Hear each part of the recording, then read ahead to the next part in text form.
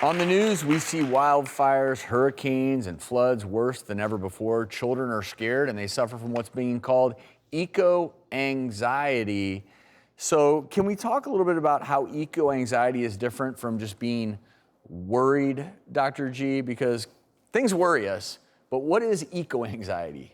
Eco-anxiety is a constellation of symptoms that the American Psychological Association and some other groups are recognizing when kids and teens are paying attention to what they're hearing about endangered animals or changes in the environment or natural disasters and becoming worried about their future in a way that it interrupts their ability to enjoy daily life. This is leading to kids having decreased sleep.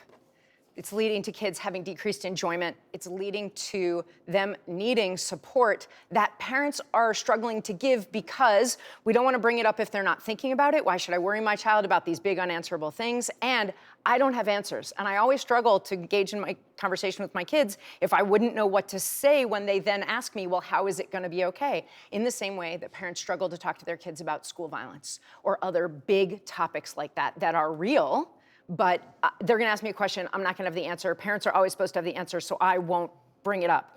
That's not the right approach. That doesn't help our kids. So that's what I'm wondering, is it appropriate? Because to your point, 2 weeks ago, I woke my kids up at 3 in the morning and had to evacuate them for wildfires. And so there is a real threat. I mean, so that's the problem, is that they're growing up in this world and they're seeing wildfires and hurricanes and true natural disasters. And when we were evacuated and we really didn't have an answer, what I just tried to do was keep the dialogue open. Yes, I'm anxious too. I get it. We're all scared, but we're together. This is what's important. These are what our priorities are, that we're all healthy, we're safe. You know, who cares what burns? There's no but about that answer. Actually, that's the silver lining to the experience your kids had. Developmentally, they saw uncertainty happens, and adults sometimes don't have all the answers and can have empathy for how I'm feeling and still support me and still have positive coping mechanisms.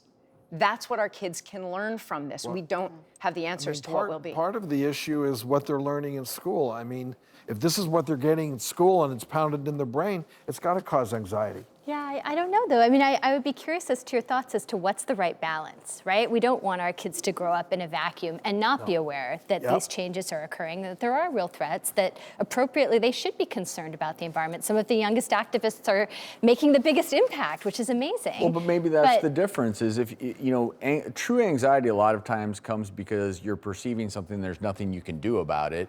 You know, is there a way to, if kids are learning this, you know, maybe if they're feeling like they're engaged in a solution and they're feeling a part of this, because to me, it would be scary to be a kid right now. Look at Venice right now, which is completely underwater. Yeah. It's safe. You know, so how can you, I don't want to stop teaching kids science, but how can you equip them to deal with it?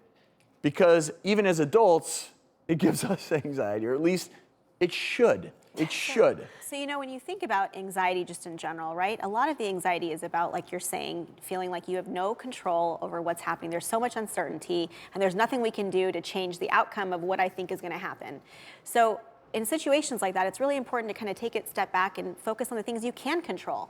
So when we're talking about climate, for example, right? Maybe you do something to leave less of a carbon footprint. Maybe you recycle more. Maybe you conserve more water. Maybe you join an organization that is, you know, working towards all of those goals. So it's about taking some of the control back, because I think when you finally are doing something productive, working towards the opposite of what your fear is, and you're controlling part of it, the anxiety goes down. And that approach can help find the balance that you were asking about, because when I encourage my child or my teen to put a certain number of hours per week or per month into volunteering in that way or being engaged in that way, then I give them permission, and they can give themselves permission to have times where they don't worry about it, where they can let it go. Hey, we're gonna focus on that on Saturday when we're cleaning up the park. Right now, let's enjoy the birthday party that you're at.